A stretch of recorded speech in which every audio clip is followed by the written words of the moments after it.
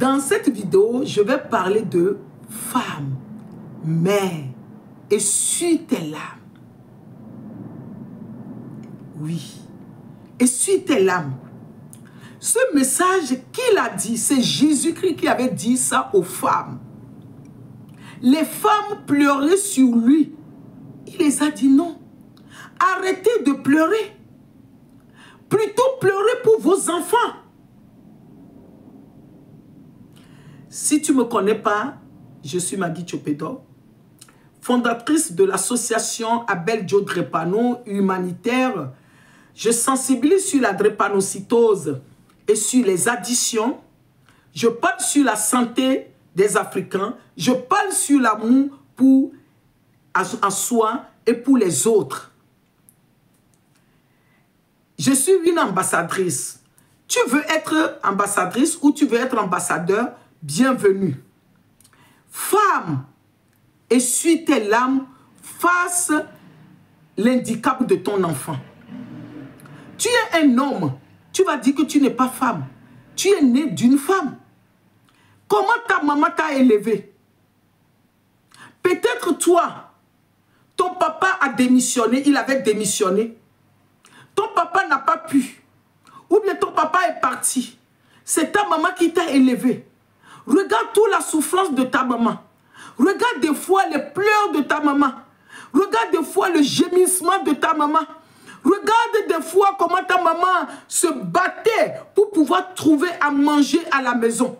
Regarde comment des fois ta maman se battait pour pouvoir t'acheter les chaussures et de basket pour que tu ne marches pas pieds nus. Regarde comment ta maman te trouvait les habits pour que tu ne restes pas nu. Regarde comment ta maman fait pour que tu puisses manger une fois par jour. La santé des Africains. Ici, on parle de la santé des Africains. Voilà. Femme, essuie tes larmes face l'handicap de ton enfant. Quel handicap que ton enfant il a? Ici, je parle sur la drépanocytose. Moi, j'avais eu un enfant de problème d'handicap que je l'ai perdu. Toi, peut-être, et ton enfant, il est en prison. Toi aussi, ou bien tu as perdu ton enfant. Jésus nous avait prévenus. Jésus qui était là depuis 2000 ans. Il nous avait prévenus, nous les femmes. Nous ne faisons pas attention. Il a dit, femme, essuie tes larmes face l'handicap de ton enfant. Priez plutôt pour nos enfants. Est-ce qu'on prie assez pour nos enfants? Est-ce qu'on intercède beaucoup pour nos enfants? Qu'est-ce que nos enfants vivent? Qu'est-ce qui se passe aujourd'hui? Il y a beaucoup de mamans, elles pleurent à cause de leurs enfants. Il y a beaucoup de mamans qui, elles sont parties faire des enfants dans une famille, que l'ADN de la famille, les esprits de la famille courent derrière leurs enfants.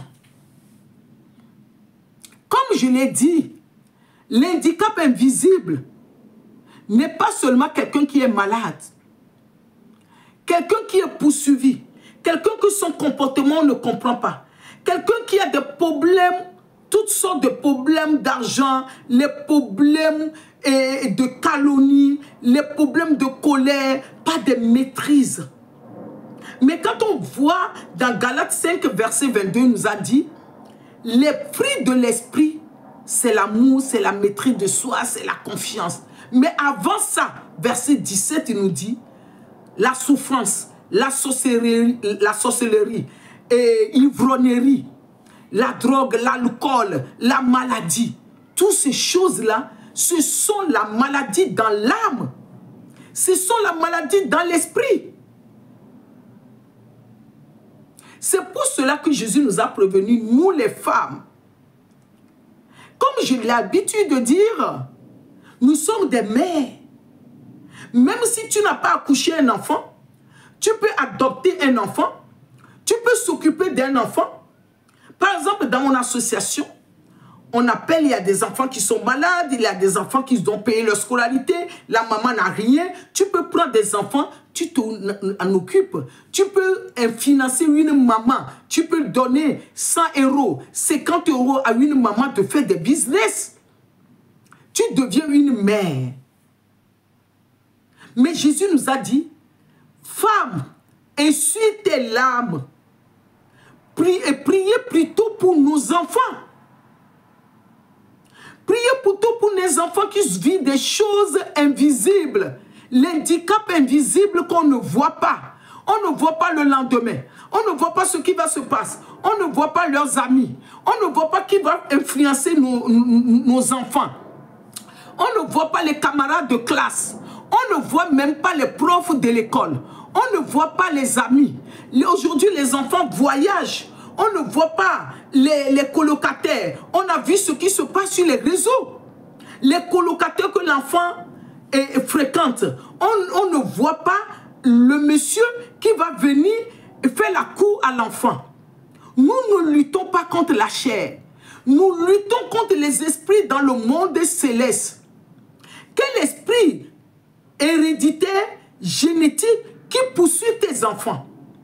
Femme, prie plutôt pour tes enfants. Ce n'est pas moi qui a dit. C'est la parole qui lui a dit ça. Jésus a laissé ce parabole métaphore. C'est le métaphore qui nous a laissé, nous les femmes. Femmes, ne pleurez pas pour lui Jésus. Aujourd'hui, nous les femmes, on continue à prier pour, on continue à pleurer pour Jésus. Oh Jésus ceci, oh Jésus cela. Mais Jésus a dit que nous pleurons plutôt pour nos enfants. Nous vivons sur la terre. Nous vivons dans le monde spirituel. Nous ne voyons pas des choses qui se passent. Vaut mieux qu'on prie pour nos enfants. Nous, on continue encore à prier à pleurer pour Jésus. Mais il a dit, ne pleurez pas pour lui. Parce que lui, son sang a coulé. Son sang a versé. Il a souffert. Il a payé le prix. Il a payé dans Colossiens 2, verset 14. L'ordonnance qui nous condamne, lui, il a payé ce prix-là. Maintenant, dans la vie de nos enfants, dans la vie de tes enfants, il y a l'ADN de ton enfant aussi qui crie. Il y a la réclamation aussi dans la vie de tes enfants. Il y a le sang, l'ADN héréditaire dans la vie de tes enfants aussi qui crie. C'est quoi ce sang-là? Ce sang-là veut faire quoi à ton enfant? Ce sang-là va aller chercher des mauvaises personnes. Mais c'est ça qu'on doit briller, on doit prier tous les jours. On doit proclamer maintenant les bonnes choses sur nos enfants. Elle dit, femme, essuie tes larmes. Toi qui pleures, essuie tes larmes.